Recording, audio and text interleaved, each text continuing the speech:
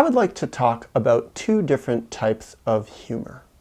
Humor that takes victims and humor that doesn't take victims.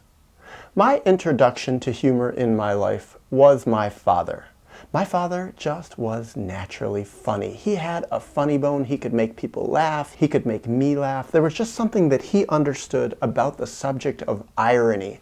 Irony being underneath humor, juxtaposing different ideas. He was just plain good at it. The problem with my dad is that not infrequently his humor was nasty. He took victims. He could be really, really cutting and hurtful in his humor. I remember one thing that still stays with me. He played a joke on a friend of mine when I was about 10 years old. This friend of mine was poor. We lived in a poor neighborhood, but my dad was starting to have a job that made some money. I think he was very proud of having money. Well, he played a joke on this friend of mine who really had nothing. I remember at that time in my life, I would walk around, I was lucky if I had a quarter in my pocket. Well, my friend often didn't even have a quarter, maybe just had a dime. Well, my dad took us out for ice cream, and I remember somehow the subject of money came up, and my friend wasn't paying attention. And then my dad did something. He set up a little bit of a prank, and then he said to my friend, "Hey, whoa, there's something in your pocket there." So my friend put his hand in his pocket and pulled it out. My dad had put a $100 bill in my friend's pocket. And my friend was shocked. I don't think he'd ever even seen a $100 bill. I think it was lucky if he'd ever held a $5 bill. And here was $100, a brand new $100 bill in his pocket. And my friend was shocked. And my dad said, "Where did you find that? Where did you find that?" And my friend was like, and was kind of excited that he found it, but also kind of horrified that, like, wait, this isn't mine. How did that get there? And I remember dying inside because I figured it out. My dad put that in his pocket, and he thought this was funny. And he wanted to get a reaction out of my friend. And then my dad got embarrassed because he realized I was horrified. And then my friend looked at me and realized that I was horrified and realized what my dad had done and was embarrassed and didn't know what to do. So my dad just took it out of his hand and said, "Oh," and pretended like it hadn't happened. Because that's what my dad did often when his jokes didn't work. "Oh, let's just move on. Pretend I never made that joke. Oh, that one didn't work." But I remember it was like he shamed my friend. He shamed his poverty, made him embarrassed, made him sad, made me feel so uncomfortable, made us uncomfortable as friends. So this brings me to the other type of humor. The type of humor that doesn't hurt people, that doesn't take victims, that talks about irony in a whole different way. Maybe just shares things that are just maybe funny or different or unexpected in a way where nobody does get harmed as the result of it. I think about some of my early experiences with things that I found so funny. I remember one, I learned to read very early. 4 or 5 years old, I was already reading.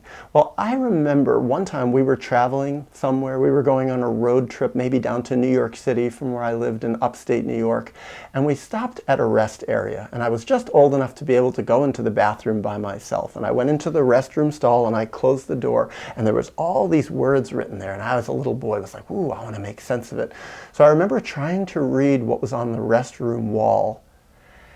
And I found a poem that I thought was so funny. It was clearly written by an adult, but it was written by an infantile adult that spoke to me as a 5-year-old. And the poem was, "Here I sit, all broken-hearted, tried to shit, and only farted."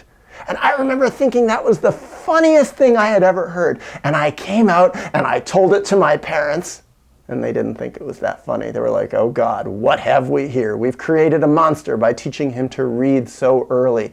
And I remember telling lots and lots of people. My parents were like, "Well, that has bad words in it, so you probably shouldn't say it unless you're really careful." But I told it to all my friends. And I remember that was the kind of poem, that was the kind of humor that didn't take any victims. It was just funny. And I loved rhyming poems that were funny. And even now, I think of using humor. And then I can analyze some of the humor that I even put on the internet and some of these videos that I make. I think of some of my anti-psychiatry videos that I've made, some of the songs that I've written. Bullshit, bullshit. I've learned to smell bullshit from miles and miles. Bullshit, bullshit. I've learned to smell bullshit from miles. Does that take victims? I certainly know psychiatrists. Many have become angry at me. How dare you make fun of this profession? But then again, what I think also is, I don't feel bad about making fun of psychiatry, because psychiatry itself, to me, is a joke. It's not true. It's not honest. And I think of all the harm that they cause people, all the destruction they cause people. People whom I have loved, people whom I've tried to help, and I see that, wait a second, psychiatry is working against their best interest. It's not respectful, and so often it's simply not based on science. And I feel that humor can be a wonderful way to point this out. Sometimes humor can bypass a lot of the intellectual arguments that sometimes I can get tired of hearing. Also, sometimes I find that humor, especially humor about psychiatry, one of my favorite areas to make fun of, can be very healing. Healing to people who have been devastated by psychiatry. But is it okay that I make fun of them? Am I taking them as victims? No. I think I'm using humor to call them to task, to call them up to their responsibility, to be scientific about what they are doing, not to be as unscientific as they are. But then I want to take a step back also and think of what motivates humor. Nasty humor versus healthier humor. I think a big thing is when people use humor in ways that really do cause harm to other people. The kind of humor that was so common, especially when I was in high school. I remember walking along with my books under my arm and having people knock it out, and my books and my papers went all over the place, and everybody laughed and thought it was so funny, laughing at me, not laughing with me. I remember wanting to cry inside when I was treated that way, mistreated that way. I remember also boys going around pulling other boys' pants down to humiliate them in front of lots of other people. It happened to me a few times. Incredibly humiliating and painful. I remember people laughing. I remember that laughter going in like torture into me, dying inside. Well, what was it? What motivated that kind of nasty humor? Also that nasty humor in my dad. I think a big part of what motivated it was people who had an incredible amount of unresolved pain buried inside of them.